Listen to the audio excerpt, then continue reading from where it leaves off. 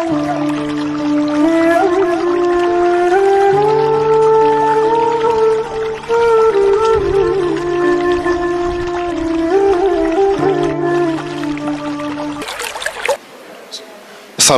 warahmatullahi wabarakatuh. Waalaikumsalam warahmatullahi wabarakatuh. Alhamdulillahirrabbilalamin. Wassalatu wassalamu ala asrafil anbiya wal mursalin wa ala nabiyina Muhammadin wa ala alihi washabihi ajmain. Amma ba'du. Puji syukur marilah kita panjatkan kehadirat Allah Subhanahu wa taala atas segala nikmat yang telah diberikan kepada kita, terutama nikmat iman, nikmat Islam dan nikmat sehat walafiat.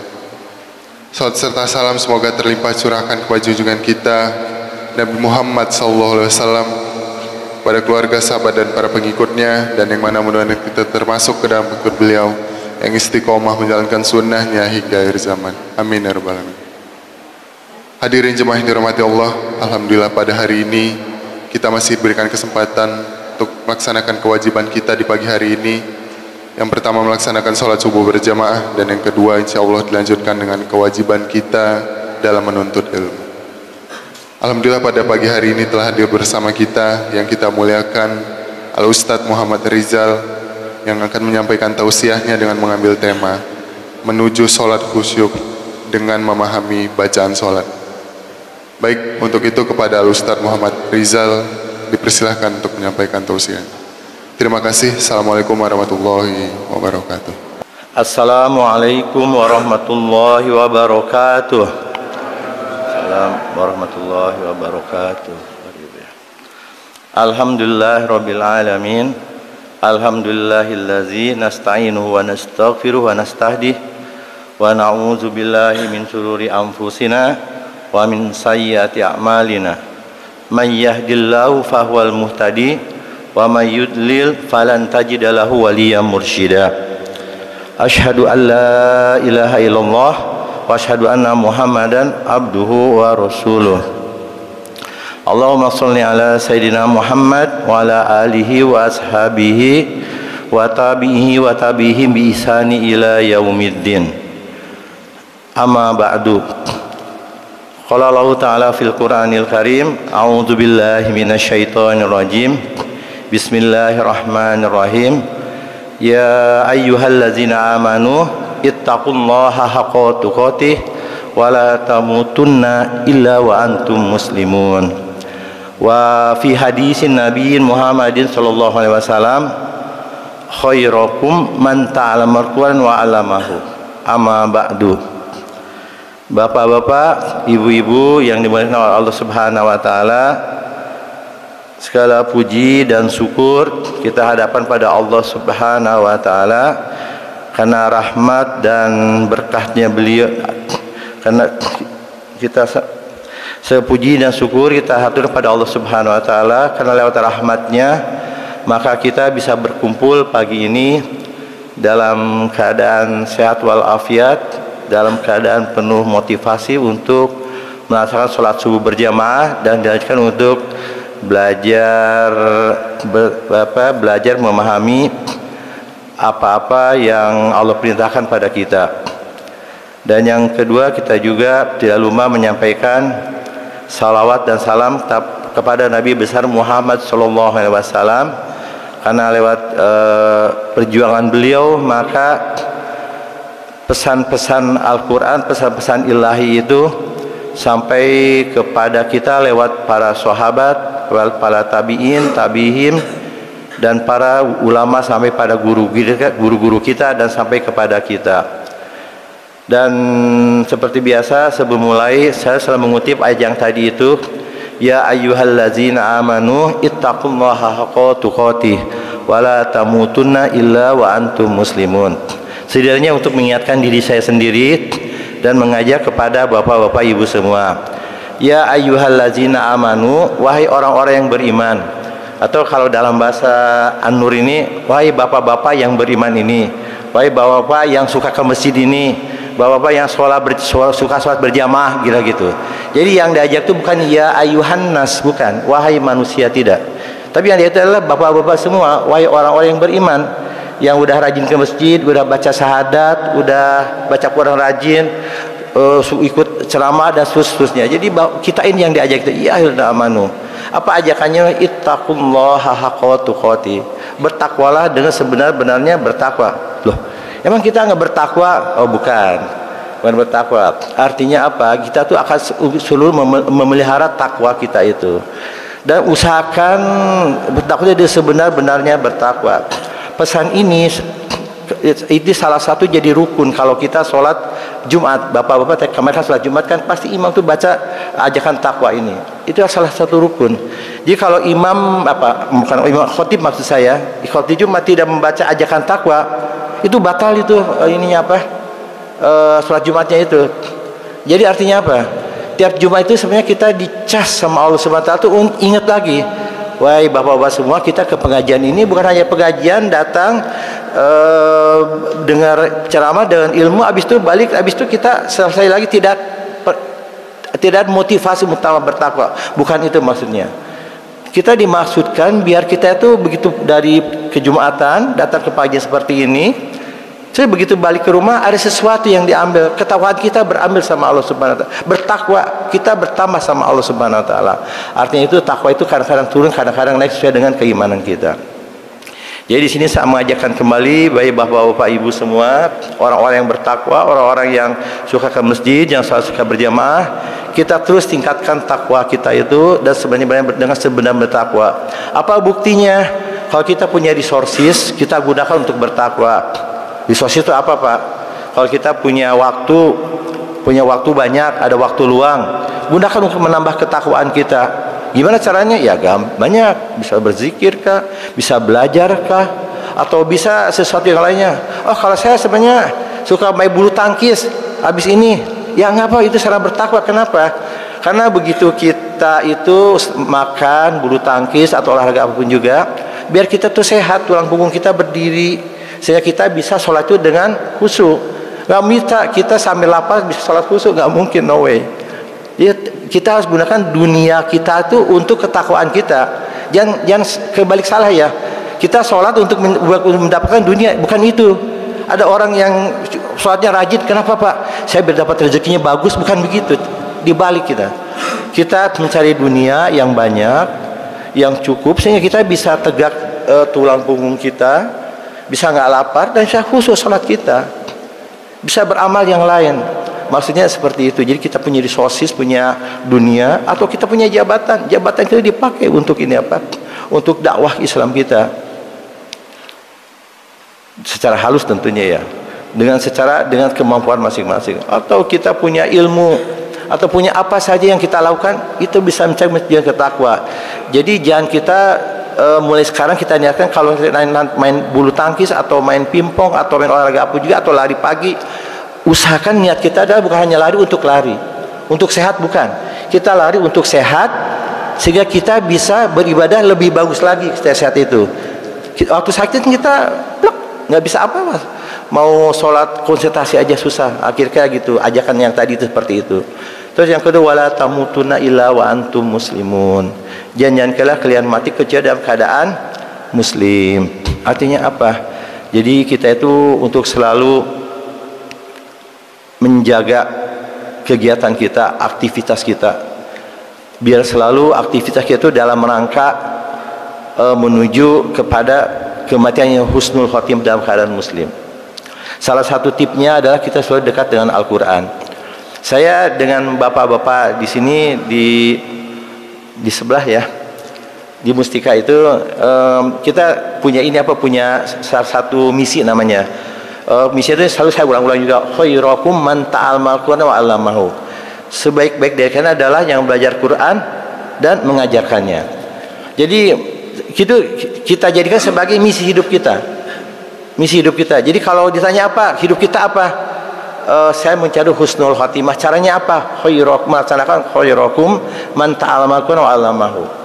Insya Allah dengan punya misi hidup seperti itu, misalnya kita mati sebelum itu kita sempat mengajarkan atau belajar Al-Quran yang banyak, mudah-mudahan malaikat mencatat kita dalam melaksanakan misi khairukum man ta'allama al-Qur'ana wa 'allamahu.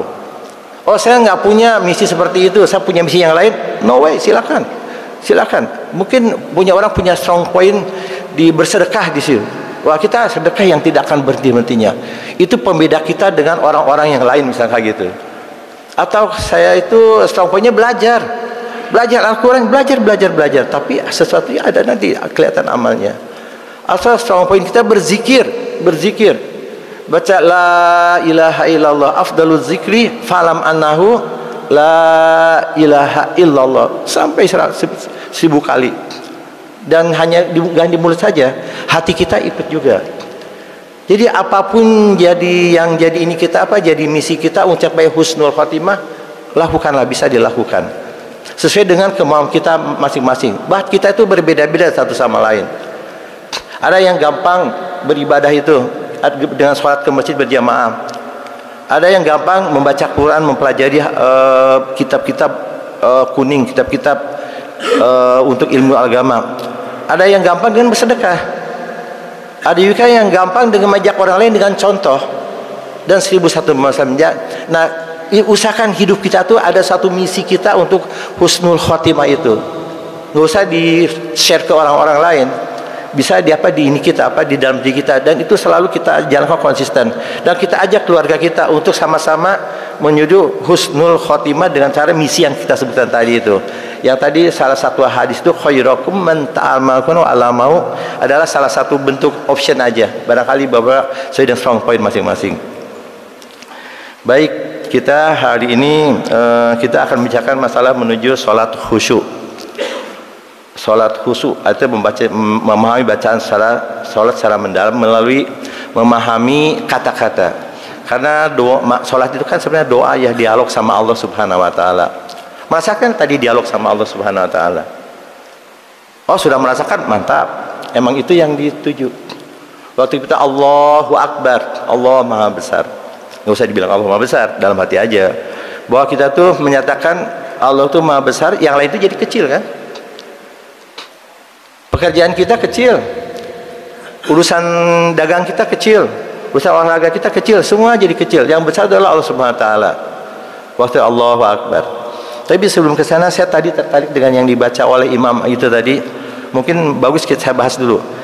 Imam tadi membaca fawailul lil musallin. Nakhawilah bagi orang-orang yang lalai dalam sholatnya. Fawailul musallin. Jadi ternyata ada pembatal sholat loh.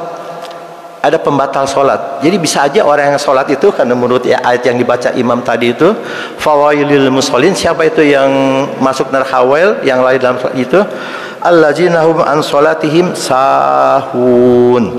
Sahun itu maksudnya lalai. Lalai dari segi waktu, dari sisi perhatian, dari sisi kan kalau dialog kan sama Allah Subhanahu Wa Taala, kita lalai gitu, muka kita menghadap ke sini, tapi hati kita menghadap ke yang lain, itu bisa jadi lalai juga. Yang kedua tadi sebutnya allazina hum yuraun. Ar-raun itu artinya apa? Riya. Datang ke masjid sini bukan niat semata-mata untuk karena Allah Subhanahu Wa Taala, tapi ada faktor X. Nah, Allah itu nggak mau seperti itu. Itu terhapus puasa kita. Apa itu faktor X? Bisa macam-macam. Pak RT ke masjid nih, dan saya rumahnya sebelah sama Pak RT, nggak enak, friend. Datang ke sini, nah itu beda niatnya. Atau masih muda-muda nih, mertua kita kebetulan rajin sholat nih, Mas lagi mampir sholat duhur kan bersilaturahmi, begitu azan Allahu Akbar ke masjid, ke An-Nur, barang ke sini. Kenapa? Ada mertua, nah, itu calon mertua. Nah itu nyanyi riya. Riya itu artinya apa? Ingin dilihat oleh manusia, ingin dinilai oleh manusia, dinilai oleh orang lain. Nah itu 0,0 itu depan Allah Subhanahu Wa Taala. Bahas sebaliknya masuk merakawel. Wa yamnaun al-maun. Yamnaun itu jadi dia untuk hal-hal yang sepele itu dia pelit. Pinjam ini dong pompa sepeda nih, pompa motor nih. Soalnya gampang kan, pompa sedikit aja kan. Wah saya nih pompa motor ini mahal nih belinya. Di SHR nih jarang-jarang nih pakai power kayak gitu. Ringan, nah nggak dikasih. Nah itu nggak terrefleks sholatnya itu dalam kehidupan sehari-hari. Kelihatan seperti itu. Baik, saya mau tertarik dengan sholat itu. Jadi sholat itu ada pembatalnya juga. Sama seperti sedekah ada pembatalnya juga. Sedekah itu ada pembatalnya. Kalau misalnya sedekah kita ngasih ke orang, Harusnya ikhlas kan?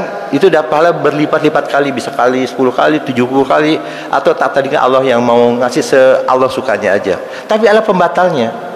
Pembatalnya satu ada riya. Ini saya set kasih ini apa? Masuk YouTube. Klik gitu. Kalau subuh-subuh nggak mungkin kan? Atau orang yang hanya 10.000, 50.000 enggak. Tapi mungkin kalau kita bawa 100 juta misalkan mau nyumbang Anur nih, wah ini udah bagus semua nih, nggak ada yang disumbang. Atau mungkin mau renovasi masjid lain, tak masuk di Instagram, cek bapak siapa 100 juta. Nah kayak ini. Kalau niatnya itu adalah untuk dakwah, is fine. Untuk memotivasi saudara-saudara kita, tetangga kita, is fine. Tapi kalau ada sedikit saja bahwa kita itu pingin dipuji sama orang lain, kita ingin jadi seorang yang seperti dermawan, itu mengharap dari manusia kan 0,0. Nah kita challengingnya di situ, hidup di zaman sekarang ini. Orang-orang tahu nggak di Instagram itu, rata-rata di Facebook itu orang flexing istilahnya itu. Flexing itu ini apa? Menampilkan apa yang ini apa? Apa yang ini anak-anak muda beda, anak muda sekarang dengan zaman dulu. Kalau zaman dulu kita punya uang baru mungkin berapalah gitu ya, kecil, kita nabung kan untuk beli rumah kan. Dulu rumah di sini kan, sampai rumah saya di sini, rumah saya itu di apa, di Kerangan juga. Itu rumahnya itu harganya cuma 14 juta. Terus dicicil kan 300.000 setahun, 300.000 setahun. Itu umur 20-an. Itu zaman kita kan. Kalau orang zaman mungkin zaman sekarang anak muda seperti itu enggak begitu lagi. Orang begitu punya uang apa ya, dia nabung, ada diskon nih ke Jepang, diskon nih ke Thailand, diskon ke Eropa, hanya 20 juta 10 hari atau ke 10 hari. Daripada bikin DP rumah, datang ke situ, terus celak posting Instagram. Alhamdulillah lagi beda kita zamannya. Nah kalau jadi budaya flexing itu, budaya ria itu justru yang sekarang yang jadi ini apa? Yang jadi sesuatu yang lumrah gitu. Itu challenging bagi kita. Challenging bagi kita. Berlawanan dengan kalau kita tuh harus ikhlas pada Allah Subhanahu wa taala. Dan kalaupun kita jalannya seperti tadi itu, tujuannya bukan untuk flexing, adalah untuk biar kita melihat bangsa-bangsa lain. Malah di Al-Quran bilang, lihat bangsa-bangsa itu yang bandal-bandal itu, yang suka melawan itu, ini akibatnya kayak gini nih. Terus kita jadi tunduk pada Allah Subhanahu wa taala. Ujungnya selalu begitu dalam kehidupan itu. Ujungnya gimana biar kita tunduk sama Allah Subhanahu wa taala.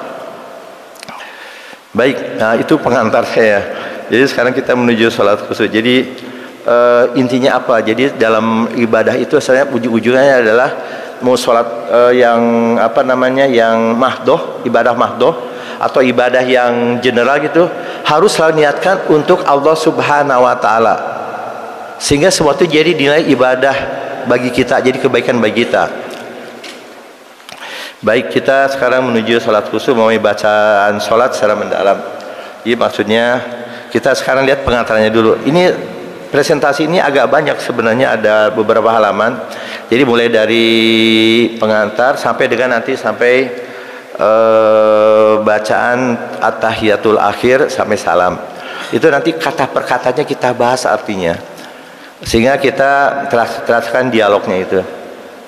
Dan terus terang ini nggak bakal sampai di waktu mungkin sejam atau setengah jam ini selesai semua. Jadi mungkin saya akan bagi chapter aja. Chapter ini karena pertama kali saya akan bahas mengenai pengantarnya dulu. Dan nanti kalau sempat kita akan sampai ke bacaan wudu, saya Al-Fatihah. Tapi kayak Al-Fatihah mungkin terlalu banyak, jadi akan lihat kondisi waktu aja nanti. Kita berhenti sesuai dengan waktu yang ada. Tapi chapter per chapter insya Allah akan membantu kita memahami mengenai apa, memotivasi kita dan mempraktikkan kita sholat agar sholat kita itu berkualitas di depan Allah Subhanahu wa taala. Baik, nanti untuk motivasi, jadi kita perintah sholat itu kita di surat Al-Mu'minun misalkan. A'udzu billahi minasyaitonir rajim. Bismillahirrahmanirrahim. Qad aflahal mu'minun allazina hum an sholatihim khashi'un. Bukan sahun ya. Khashi'un. Khashi'un itu khusyuk maksudnya. Qad aflahal mu'minun. Qad sungguh aflah. Aflah itu artinya beruntung kalau diterjemahkannya. Tapi beruntung itu kadang-kadang beruntung itu kebetulan kan, ini bukan itu maksudnya. Beruntung itu orang yang sukses maksudnya. Sukses itu kalau orang jualan, dia jualannya marketingnya bagus, produknya bagus, pricingnya bagus, laku, untung banyak. Nah, jadi untungnya itu karena usaha, karena ada effort gitu, bukan karena kebetulan. Maksudnya begitu. Jadi qad aflahal mu'min itu hanya orang-orang yang aflah. Orang mukmin itu ada orang yang berusaha keras dia. Siapa itu? Allazina hum fi sholatihim khashi'un. Yaitu orang-orang yang sholatnya itu khusyuk. Sholatihim khusyuk. Nah, jadi biar kita aflah itu saat kita harus khusyuk. Jadi tidak ada pilihan. Ini Al-Quran bilang seperti itu. Gimana kalau sholat kita nggak khusyuk? Ya nggak aflah dong. Kalau dibalik seperti itu, apakah sia-sia? Tidak. Ya tergantung tadi. Yang pertama, niat pertamanya itu yang penting harus karena Allah Subhanahu Wa Taala dulu. Nanti masalah sampai seberapa besar pahalanya, itu dari hadis lain dibilangkan ada yang dapat 100%, ada yang dapat 10%, 20%, 0% malah ada yang 50%. Cuman orang yang datang ke masjid berjamaah ini udah dikali lipat sama Allah Subhanahu Wa Taala dalam hadis Nabi Muhammad SAW 27 kali lipat. Jadi kelebihannya mempraktekkan khusyuk itu paling mudah adalah dengan sholat berjamaah. Kenapa sholat berjamaah jadi praktik begitu? Karena siapa yang terbaik di antara di antara peserta jamaah itu dengan imam itu yang jadi pahala kita. Kalau imam tadi bagus bacaannya, harusnya imam tuh yang bagus bacaannya, betul ini bacaannya, makhrajnya betul, terus ininya betul juga tajwidnya. Bagusnya imam tuh yang mengerti juga apa yang dibaca, sehingga dia kalau dia nilainya 100 gitu, jamaah semua 100 dapat semua. Itu kelebihannya. Jadi kita bisa sholat khusyuk di situ. Kalau sendiri kita udah baca terbata-bata, kadang-kadang suka salah, atau kadang kita lupa rakaat, udah kedua udah ketiga atau kacau kalau sendiri itu. Wah, berjamaah. Maka bapak-bapak itu diwajibkan untuk salat berjamaah seperti bapak-bapak sekarang yang datang ke masjid. Jadi khusyuk itu adalah suatu keharusan, jadi harus kita usahakan. Pernah dengar gak kan dari Imam Ali itu kan ada peribahasa gini, jadi katanya sholatlah kamu sholatlah besok akan mati katanya gitu kan. Terus cara dunia sholatlah kamu akan hidup selamanya gitu ya. Itu jangan salah paham ya. Jadi jangan salah, itu dalam konteks urgensi waktu. Kenapa dibilang sholatlah sekarang, sholat akan mati besok? Kenapa sholat akan mati? Karena saking pentingnya aja. Kalau akan mati besok, kalau misalnya akan mati besok, artinya apa? Kita harus mengerjakan yang penting-penting banget kan? Nggak ada waktu lagi untuk nggak ada lagi. Cita-cita nggak ada lagi.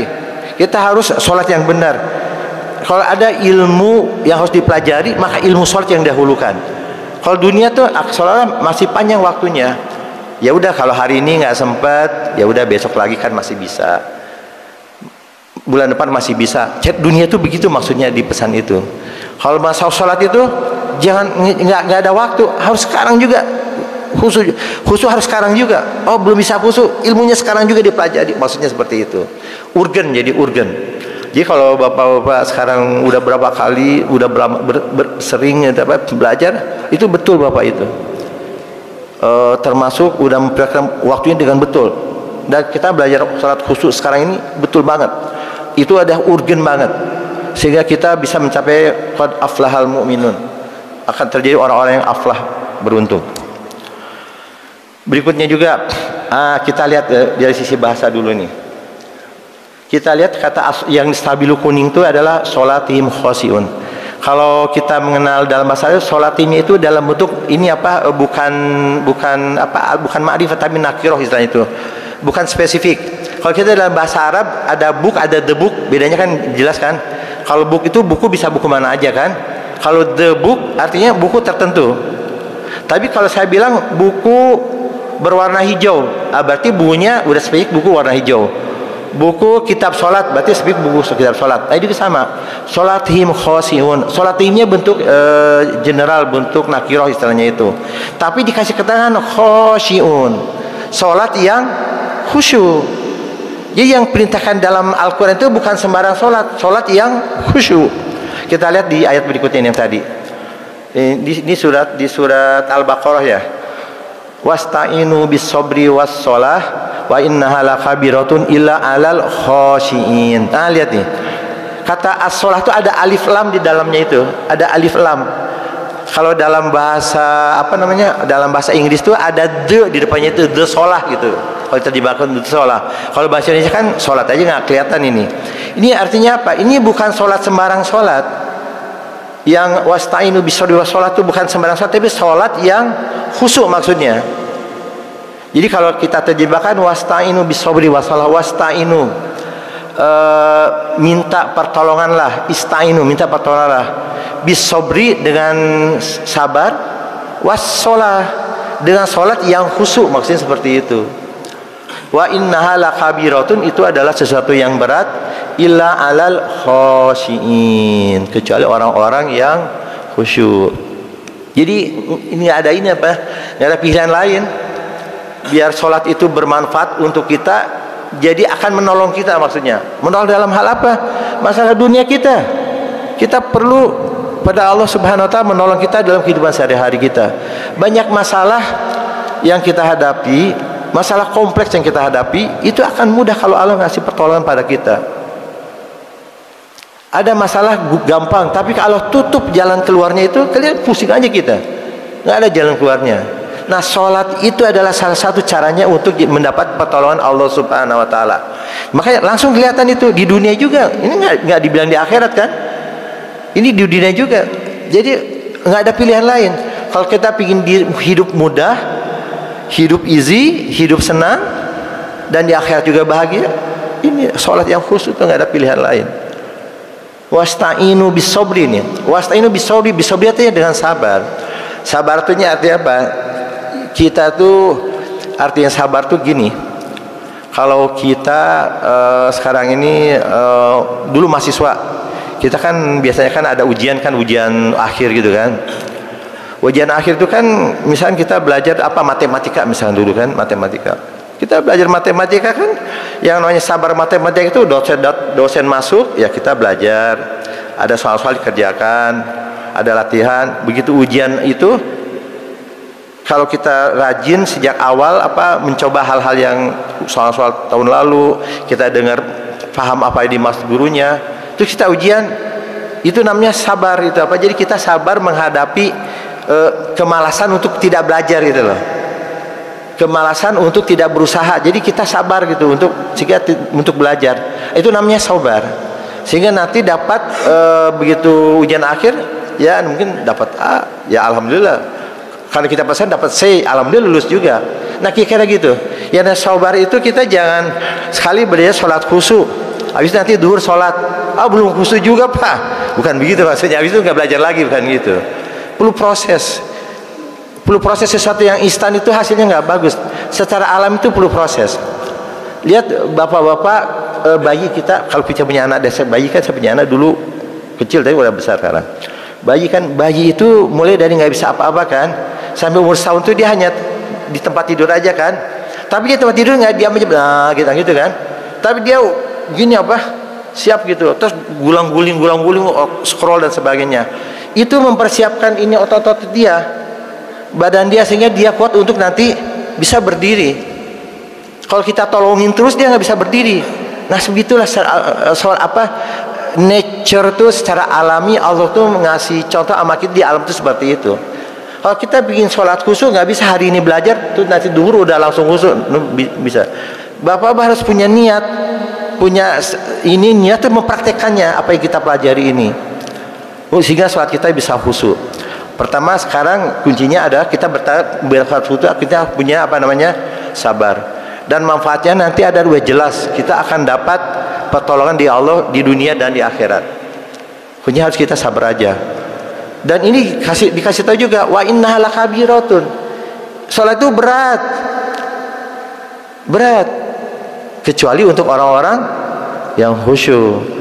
Jadi bapak-bapak ini saya kira termasuk orang yang khusyuk ya. Kenapa? Datang subuh-subuh ke sini kan berat ya. Perjuangan kan. Jadi mungkin 80%, 50% Bapak tuh udah on the right track, on the right way. Kalau udah on the right track, kereta api itu masalah kecepatan aja. Nah, itu yang dijaga itu biar kita tetap on the right track sepanjang waktu sampai kematian menjemput kita. Ya kira pesannya begitu. Bersabar saja di jalan seperti itu. Insya Allah dari hari ke hari. Yang penting misi kita tetap konsisten. Ada di kepala kita tuh misi kita masukin. Misalkan misi kita adalah husnul khotimah dengan cara apa? Sholat di Masjid An-Nur ini karena 5 waktu berturut-turut nggak pernah berhenti sampai akhir hayat, tetap sholat ini. Dan saya akan sholat ini datang selalu di awal waktu, nggak pernah kehilangan takbiratul ihram misalkan gitu. Itu salah satu misi juga. Dan setelah sholat ini saya tidak akan langsung pulang, saya akan berdoa. Minimal saya akan doa minta ampun kepada Allah Subhanahu Wa Taala. Minimal akan doa itu dan mendoakan keluarga saya dan orang-orang muslim sekitar kita. Itu salah satu misi juga. Masukkan dalam salah satu doanya, ya Allah pelihara sholat kita itu akan mencapai derajat sholat orang-orang yang khusyuk. Nah, jadi nggak ada pilihan sholat khusyuk itu ternyata. Lanjut. Jadi sholat yang dimaksud dalam Al-Quran itu adalah sholat yang khusyuk ya. Ada alif lamnya. Kita lihat ayat yang lain. Allazina yadunnuna annahum mulaqu rabbahum wa annahum ilaihi rajiun. Ini sambungan ayat tadi. Jadi kayak ayat tadi kan yang 45 dia bilang gini. Dia bilang wa innaha lakabiratun illa alal khashiin. Semua ini adalah berat kecil orang-orang yang khusyuk. Dijelaskan siapa tuh orang-orang yang khusyuk itu? Allazina, orang-orang yang yadunnuna annahum mulaqu rabbihim. Jadi orang-orang itu yang yadunnu, yakin dalam hatinya itu mulaqu, akan ketemu dengan Tuhan mereka. Jadi kepala kita, kalau Bapak-Bapak ini gak usah diragukan lagi. Kita tahu nanti akan ketemu Tuhan, kita akan berdialog sama Allah Subhanahu Wa Taala. Makanya sholat kita akan sekhusyuk mungkin. Dan kita waktu sholat itu dialog dengan Allah, latihan dialog dengan Allah Subhanahu Wa Taala. Tiap hari kita latihan bahwa Allah itu melihat kita. Apa yang dilihat sama Allah itu bukan fisik kita datang ke masjid, nggak hanya itu. Dia tuh isi hati kita. Isi hati kita. Jadi kalau dibuka itu Allah itu punya transparan, udah apa yang di hati kita ketahuan. Apa motivasi kita datang ke sini itu ada di situ, ketahuan sama Allah Subhanahu Wa Taala. Nggak bisa disembunyikan lagi. Dan itu yang dinilai sama Allah Subhanahu Wa Taala. Nah, kita yang sebagai yang pelaku sholatnya, kita tahu bahwa Allah itu melihat hati kita. Makanya kita tahu bahwa kita tak menghadap kepada Allah Subhanahu Wa Taala, sehingga kita waktu Allahu Akbar itu lepas semua dunia dan kita hanya fokus kepada Allah Subhanahu Wa Taala. Itu saatnya. Jadi yang berikutnya tadi sabar, yang berikutnya adalah salat orang khusyuk itu ada, dia harus punya dalam pikirannya itu bahwa kita adalah sedang menghadap Allah Subhanahu Wa Taala, sedang ketemu muka dengan Allah Subhanahu Wa Taala. Kita nggak melihat Allah, tapi Allah melihat kita. Jadi penyangkut adalah kita tidak melihat Allah, tapi Allah melihat kita. Yang dilihat bukan muka kita, bukan mulut kita, tapi hati kita lebih dalam lagi. Nah, kita sama manusia kita nggak bisa melihat kecuali orang-orang yang Allah kasih kemampuan seperti itu, para nabi. Nah, Allah tuh ngasih tahu seperti itu pada kita. Allah melihat apa yang kita kerjakan di hati kita. Wa annahum ilaihi rajiun, dan sesungguhnya mereka itu akan kembali pada Allah Subhanahu Wa Taala. Jadi kalau kita mati itu sebenarnya bagi orang-orang yang sufi gitu ya. Orang-orang yang ya sufi lah, orang-orang yang emang mencari jalan akhirat, orang yang suluk itu mati sama hidup tuh bagi dia itu malah hidup itu adalah seperti penjara bagi fisiknya, nafsnya itu. Kita kan ada fisik, ada nafs kita. Nafs itu yang diri kita, jiwa kita tuh hanya casingnya aja nih. Jadi kalau saya tadi Muhammad Rizal, ini casingnya aja fisik ini. Bukan kebetulan Allah mentakdirkan casing saya seperti ini, casing Bapak seperti itu. Siapa minta? Tidak, Allah emang ngasih seperti itu. Nah, nanti begitu mati, casing ini akan habis, di kuburan akan habis nanti cara balik. Tapi nafs kita enggak akan dibawa, akan tetap ada. Ada di mana Pak? Nah, itu macam-macam. Untuk orang-orang yang sholatnya khusyuk tadi itu di tempat yang tinggi. Untuk orang-orang para nabi, para wali, para orang saleh, tepatnya di tempat yang lebih tinggi lagi, dan dia dapat kenikmatan di situ dan bebas bergerak. Termasuk orang-orang yang berjihad fi sabilillah, mati fi sabilillah. Keistimewanya seperti itu. Jadi kita tahu banget bahwa fisik kita akan mati. Ngapain kita terlalu sibuk akan ngerawat fisik kita, sementara kita akan mati, dan sementara nafs kita tidak kita pelihara yang akan nanti ketemu Allah Subhanahu wa taala. Itu yang nanti kita masuk neraka atau kita masuk surga. Auzubillahi min dzalik, untuk masuk neraka. Nah, kita nafsnya itu, makanya waktu datang ke sini itu nafs kita yang dihadapkan pada Allah Subhanahu wa taala itu. Hati kita yang dibilang itu. Yaitu waktu kita mulut bergerak, bisa Allahu Akbar. Bukan kepala kita, otak kita yang kita pakai, karena otak kita pasti akan terkontaminasi dengan pekerjaan sebelumnya, dengan masalah kita sebelumnya.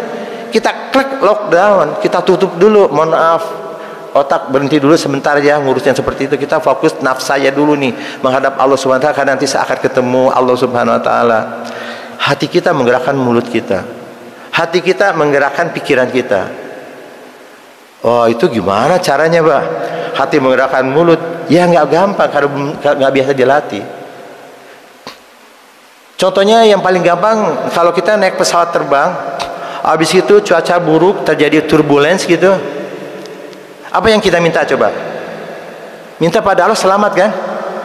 Apakah kepala kita saat itu berpikir kita, ya Allah kita minta? Tidak, bukan hati, yang bukan kepala yang berpikir itu, tapi hati kita. Itulah hati yang seperti itu yang kita harapkan waktu sholat itu. Betul-betul kita mengharapkan sama Allah Subhanahu wa taala biar sholat kita itu diterima Allah Subhanahu wa taala. Waktu kita turbulence, kapal kita goyang-goyang, turun naik mengerikan sekali kan, horor gitu kan. Nah, saat horor seperti itu, hati kita, ya Allah, tolong selamatkan. Mana ada orang berjanji malah, nanti kalau saya udah selamat, dibalik lagi saya akan sholat khusyuk gitu kan. Tapi biasa, begitu dari landing, terima kasih pilot, alhamdulillah. 2 hari kemudian lupa lagi. Manusia seperti itu. Nah, sholat kita itu berlatih 5 kali sehari itu tujuan untuk itu, biar terjaga terus komunikasi dengan Allah Subhanahu wa taala itu. Hati kita tuh tetap menghadap Allah Subhanahu wa taala itu. Apalagi misi kita untuk tadi mati dalam keadaan baik itu, husnul khotimah. Menjalankan misi kita dalam keadaan menghadap Allah Subhanahu wa taala. Nah, sepanjang hidup kita insya Allah seperti itu. Kalaupun ada gangguan, syaitan pasti ganggu kita. Syaitan mutajid atau manusia, ya mungkin terganggu dikit, tapi nanti akan balik lagi. Ada kesetimbangan sehingga kita balik lagi. Hanya dengan misi kita seperti itu. Dan ingat ayat yang tadi itu, kita harus dalam sabar. Yang kedua adalah kita meyakini bahwa kita akan ketemu Allah Subhanahu wa taala. Bukan fisik kita, tapi nafs kita yang harus kita hadapkan itu. Karena fisik kita nanti akan hancur. Lanjut ya. Di surat berikutnya, ya ayyuhallazina amanu ista'ina bis-sabri was-shalah. Nah, innallaha ma'as-sabirin. Nah, Allah perintahkan, wahai orang-orang yang beriman, wahai bapak-bapak yang suka sholat di An-Nur, wahai bapak yang suka datang ke pengajian, ibu-ibu juga maksudnya, ada ibu-ibu ternyata. Yang suka pengajian, bapak semua, ista'in allazina amanu ista'ina bis-sabri, minta pertolongan dengan bis-sabri was-shalah. Diulang lagi tadi ayat yang Al-Baqarah tadi dengan yang tadi 145 itu, dengan sholat dan sabar. Ini pertolongan itu akan datang dengan lewat sholat kita, tapi sholatnya ada alif lamnya gitu. Alifnya tadi stabil kuning, bukan nakirah tapi the sholat. Sholat yang mana? Sholat yang khusyuk yang tadi itu. Annallaha ma'as-sabirin, dan Allah itu bersama orang sabar. Artinya apa? Kalau kita sabar dalam sholat, kita berdoa, Allah tambah kesabaran kita, Allah tambah kebaikan kita, sehingga sholat kita tambah khusyuk dari hari ke hari. Nah, beauty-nya di situ pula. Hari ini kita khusyuk, minggu depan sholat lagi lebih khusyuk lagi, karena dengan doa itu Allah akan menolong kita. Maksudnya gitu. Lanjut. Innani anallah, innani, ini Allah itu kadang-kadang menyebut innani sesungguhnya aku, anallah sesungguhnya aku ini adalah Allah. Itu menunjukkan bahwa Allah itu menunjukkan dirinya, ini saya Allah. La ilaha illa ana fa'buduni, ini saya adalah Allah. La ilaha, tidak ada Tuhan, illa kecuali ana, kecuali saya. Fa'buduni, maka ibadahilah aku, sembahlah aku. Dia memang Allah memerintahkan untuk menyembah. Caranya apa? Dengan sholat. Sebenarnya oleh Nabi dicontoh oleh Nabi Muhammad sallallahu alaihi wasallam. Ditanyakan wa aqimis shalah, nanti wa aqimis shalah, tegakkanlah sholat. Lihat tuh kata sholatnya, saya kasih tabel kuning. Ada alif lam di dalamnya. Bukan sholat sembarang sholat, tapi sholat yang khusyuk yang tadi di surat Al-Baqarah itu sama Al-Mu'minun itu. Lizikri, untuk mengingatku, kata Allah seperti itu. Lizikri, untuk mengingatku.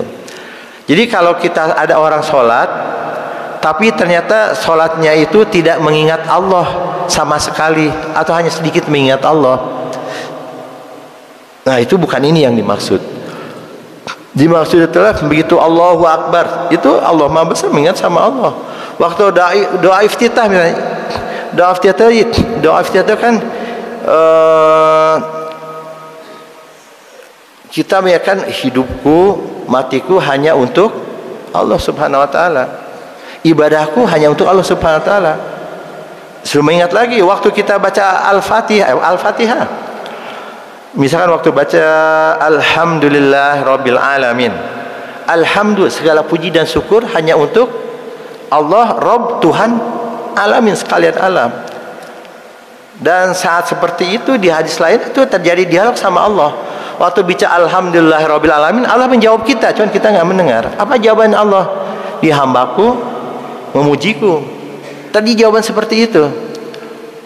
Nah, jadi terasa nggak kita itu sedang dialog seperti itu? Nah, di ayat ini disebutkan bahwa emang sholat itu membuat kita jadi ingat sama Allah. Karena tahu apa yang kita baca itu, apa yang dibaca itu kita tahu apa artinya, dan kita tahu apa maksudnya, dan kita tahu apa jawaban dari Allah Subhanahu wa taala atas apa yang kita baca itu. Li zikri, akan mengingat Allah. Jika kayak tadi bapak-bapak sholat semua kan kita berjamaah. Ingat nggak tadi waktu baca tadi itu, misalnya tadi kan dibaca surat yang pertama itu apa ya? Sabbihisma rabbikal a'la. Sabbihisma rabbikal a'la. Sabbihisma, suci Allah. Rabbikal a'la, Tuhan engkau yang maha tinggi. Udah dibilang itu, begitu bilang Allah yang maha tinggi, paham nggak tadi? Kalau paham kan Allah yang maha tinggi, kita tambah tunduk lagi. Kita ini mensucikan. Sabah dari kata sabis, dari kata sabah. Maha suci. Maha suci itu apa?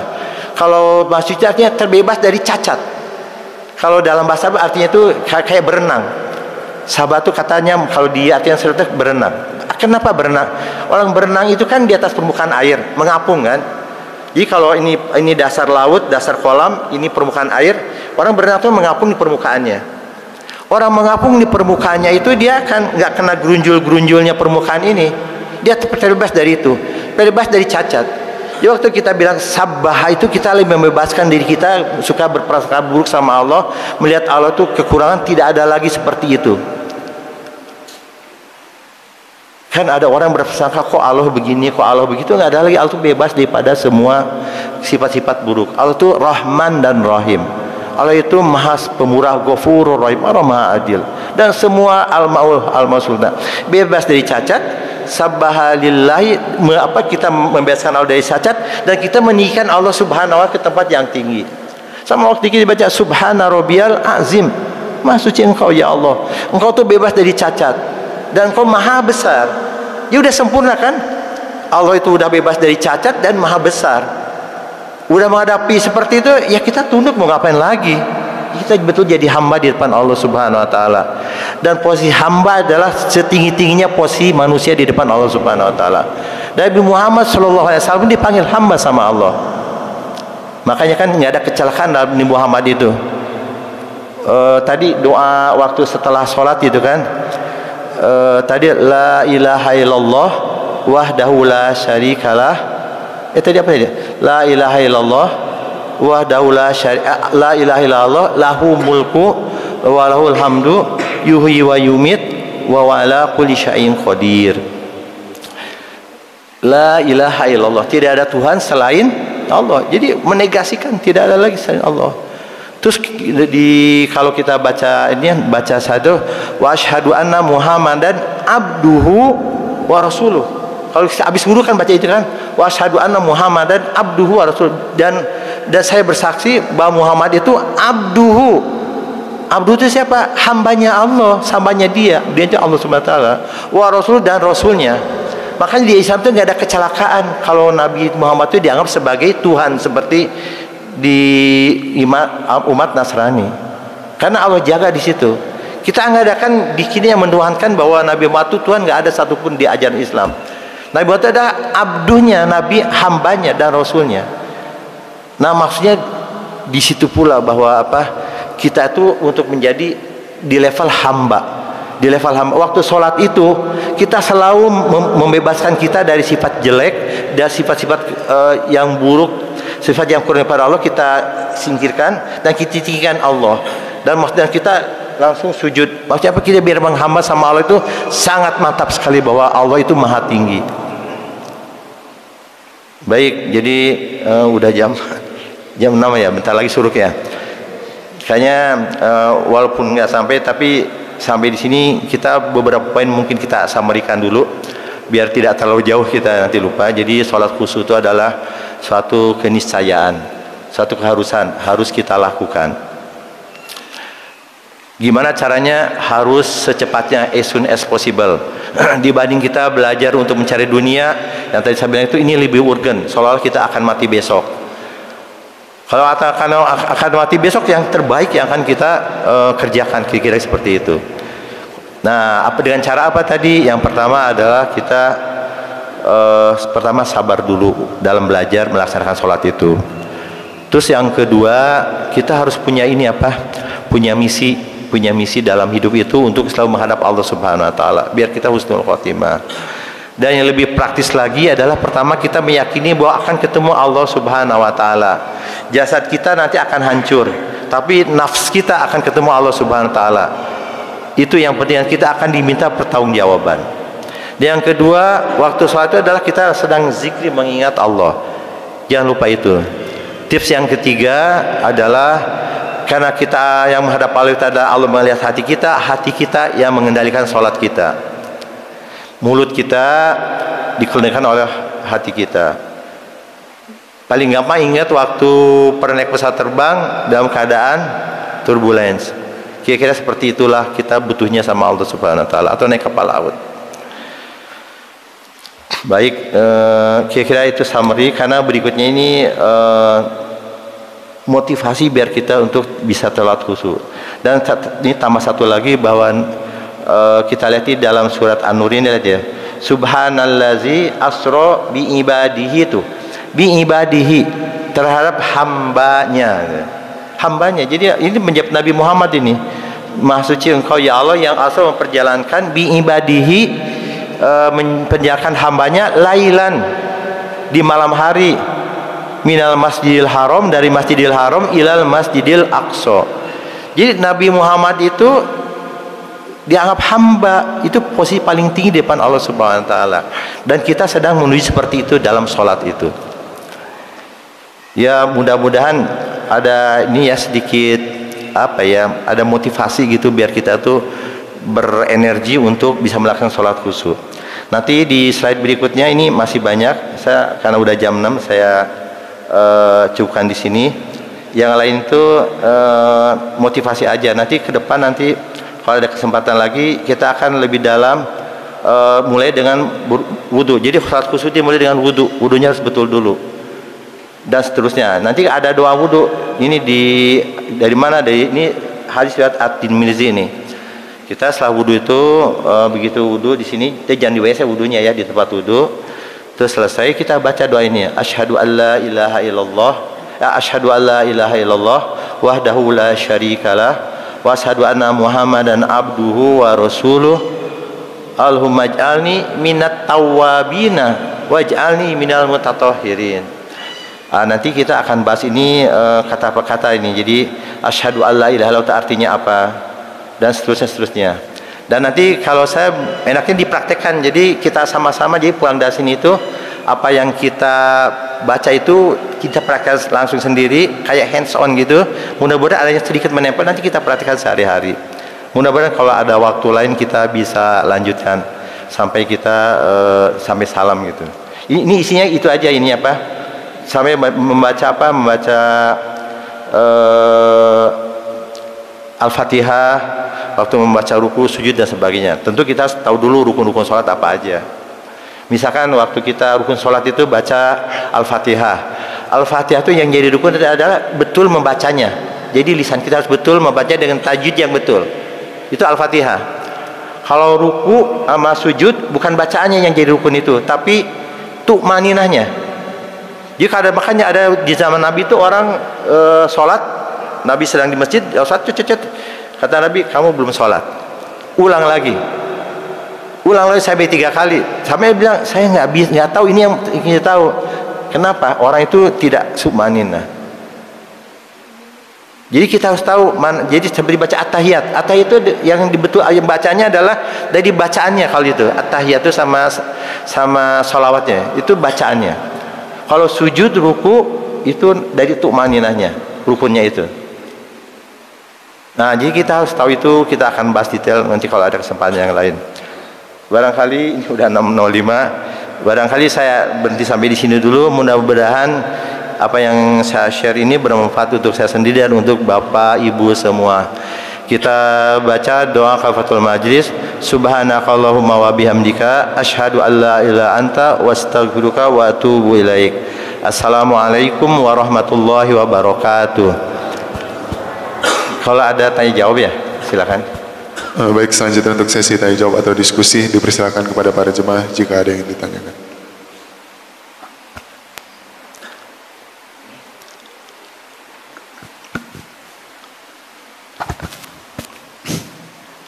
Assalamualaikum warahmatullahi wabarakatuh. Waalaikumsalam warahmatullahi wabarakatuh. Mohon izin Pak Kiai. Bukan Kiai. Sebenarnya definisi khusyuk itu seperti apa sih? Kalau saya melihat secara umum orang memahami khusyuk itu fokus, ada sesuatu terjadi di sekitar kita tidak apa namanya dibilang terganggu misalnya, atau tidak menanggapi. Kalau itu yang diartikan, mohon maaf, ini penilaian saya Pak Kiai, mungkin begitu banyak manusia di dunia ini sholat itu nggak mungkin terjadi. Bahkan mohon maaf, saya nggak berani mengatakan sekelas Rasul sendiri pun ya. Tapi faktanya saya pernah membaca suatu kisah atau riwayat pada saat Rasul menjadi imam, ada seorang ibu, anaknya nangis, bahkan dia menyikapi mempercepat sholat itu. Nah, itu satu contoh menurut saya kalau khusyuk yang dimaksud adalah seperti itu, mungkin tidak benar. Kalau menurut kesimpulan saya khusyuk, nanti mohon ditangkap Pak Kiai.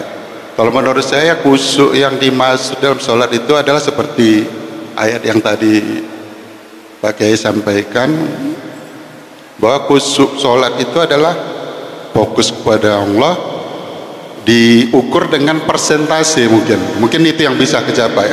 Jadi lebih banyak kita mengingat kepada Allah kepada yang lain, karena bukan apa Haji Pak Kiai, dalam sholat itu kan ini lucu-lucuannya juga kan, ada kehilangan kita suatu barang, bahkan bisa ketemunya di waktu sholat kira-kira gitu. Nah, itu luar biasa karena sholat. Nah, itu jadi mohon pemahamannya Pak Kiai mengenai khusyuk yang sebenarnya itu gimana sih. Nah, tapi pandangan saya tadi seperti itu, takaran, jadi punya takaran persentase.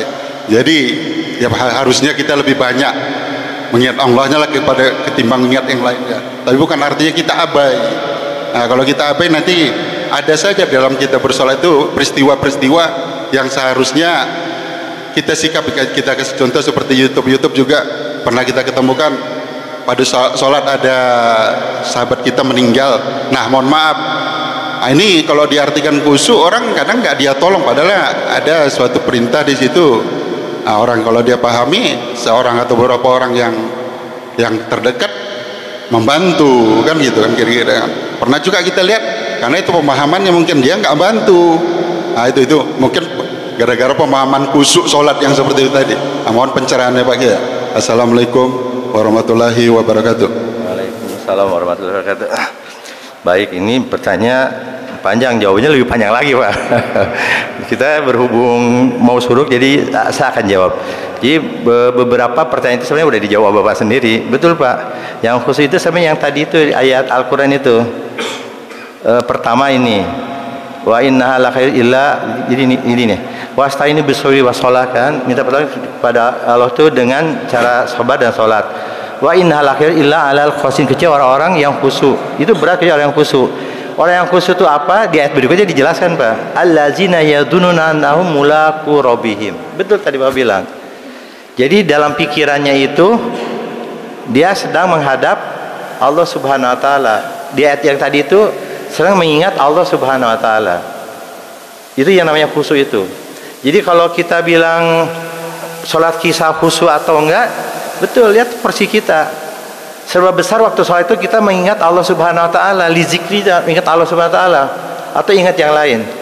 Nah, kadang-kadang setan itu suka mengganggu kita juga, ada setan khusus punya orang yang sholat itu diganggu gitu. Kadang-kadang kita betul kalau ekstrimnya lagi kehilangan sesuatu, tiba-tiba ingat yang sholat, itu ekstrimnya gitu. Even kalau lagi sholat gitu ya, kita berpikir misalkan harusnya kan kalau salah satu definisi Al-Ghazali yang masalah khusyuk itu, kita lagi berfokus pada ayat apa yang kita baca dan apa yang dilakukan dengan sholat itu. Jadi kalau kita lagi baca Al-Fatihah, Alhamdulillah Rabbil Alamin, harusnya kita mengingat bersyukur bahwa Allah itu layak dipuji dan Allah itu tempat kita memohon semua, karena terjadi kita harap bahwa Allah itu sebagai Rabb kita. Tapi harusnya berpikir begitu. Tapi kadang kita berpikir, wah tadi pelajaran sholat khusyuk ya, poinnya tadi harus sabar, harus ingat Allah. Nah itu nggak hubungan kan? Itu pun itu bukan itu salah juga, itu dari setan itu. Oh dalam pikir, oh nanti abis ini saya Subhana Rabbiyal Azim, Allah itu maha suci dan Allah maha besar, saya akan sujud. Waktu baca Alhamdulillah, itu sama aja itu gangguan dari setan juga itu. Jadi teruskan itu, apalagi yang tadi kunci hilang dan sebagainya. Jadi tips yang praktis itu yang Bapak saya udah jawab sendiri, betul. Secara filosofi, jadi caranya adalah kita sedang menghadap Allah Subhanahu wa taala. Itu yang kedua. Yang pertama itu yang pertama. Terus yang tips praktisnya itu bukan berarti bahwa kita jadi apa? Jadi tuli nggak dengar apa-apa, tidak. Masih kita jalan, tapi tetap akan menghadap Allah Subhanahu wa taala. Tapi pasti akan terganggu oleh setan yang jin dan manusia atau dari environment. Begitu kita error, kita kembalikan lagi menghadap Allah Subhanahu wa taala. Itu tip praktisnya Pak. Dan yang berikutnya lagi adalah usahakan dari hati apa yang dibaca itu paham apa yang kita baca. Jadi kita fokus pada apa yang kita dialogkan. Dan isinya kan ada dua saat sholat itu, ada khauf. Khauf itu takut sama Allah Subhanahu wa taala. Ada namanya roja. Roja itu berharap. Berharap waktu kita baca Alhamdulillah Rabbil Alamin, kita sedang memuji Allah Subhanahu wa taala. Berarti kita lagi berharap pada Allah itu akan memberikan selalu rezeki sama kita, kesehatan kita dan sebagainya. Waktu kita baca Alhamdulillah Alamin Ar-Rahmanir Rahim, itu baca Arab. Maliki yaumiddin, apa coba Maliki yaumiddin? Allah itu raja daripada yaumiddin, hari pembalasan. Kita takut saat itu. Jangan sampai kita termasuk orang-orang yang diazab oleh Allah di yaumiddin itu. Ada rasa di situ.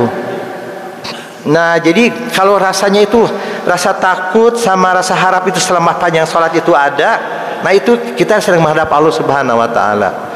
Kalau kita lagi baca tapi nggak ada datar apa-apa, nggak ada apa gitu, flat aja gitu, kita jangan nggak mengingat Allah Subhanahu wa taala. Nah, terus setelah sholat, ya nanti akan kelihatan orang yang khusus sholatnya itu. Karena begitu, iya kan dia iya karena Abu Dua, iya karena stain, hanya kepada Allah kita beribadah dan kepada Allah kita minta pertolongan. Begitu sudah sholat, tetap juga Allahu Akbar juga, Allah Maha Besar. Kalau ada kesempatan ini kita, kalau jadi procurement, kita mau beli ABCD harga 10 juta dapat diskon 20%, kita ke company nggak bilang 20 juta kan, nggak bilang 20 juta, enggak kan, udah didiskon jadi 20%. 20% dari dikurang 4 juta. Jadi ke company bilangnya 16 juta Pak kita beli karena disuruh 20%, bukan bilang ke company 200 tetap 20 juta, 4 jutanya kita ambil. Itu refleksinya kan ke dia itu. Kenapa? Karena Allah melihat kita. Walaupun bos kita mungkin evidennya semua lengkap kok, bisa aman lah, nggak bakal kena KPK misalnya kayak gitu. Tapi Allah melihat kita. Akan refleksinya seperti itu. Di jalanan gitu kan, ada orang kesulitan, cuek aja lah, bukan begitu. Dia sama makhluk Allah juga. Ar-Rahman dan Allah itu saat Rahman sama Rahim sama makhluknya. Kita juga sama makhluk kita akan sama sayang juga seperti itu. Jawaban singkatnya kira-kira gitu Pak. Barangkali dia mohon maaf kalau tidak mencukupi. Tapi koreksi, saya bukan kiai Pak, saya seperti Bapak juga, kita lagi journey untuk menjadi sholat khusyuk Pak, sama sedang belajar. Udah khusyuk, udah ini kayaknya udah suruk ya.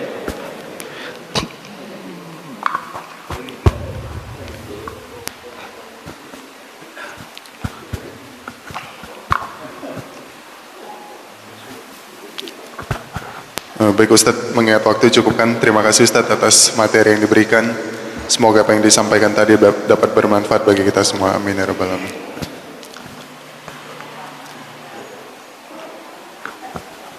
Baik jemaah yang dirahmati Allah, kita akhiri kajian kita pada pagi hari dengan membaca doa kafaratul majlis. Subhanallah bihamdika asyhadu an la ilaha illa anta astaghfiruka wa atubu ilaik. Terima kasih, wabillahi taufiq wal hidayah. Wassalamualaikum warahmatullahi wabarakatuh. Waalaikumsalam warahmatullahi wabarakatuh.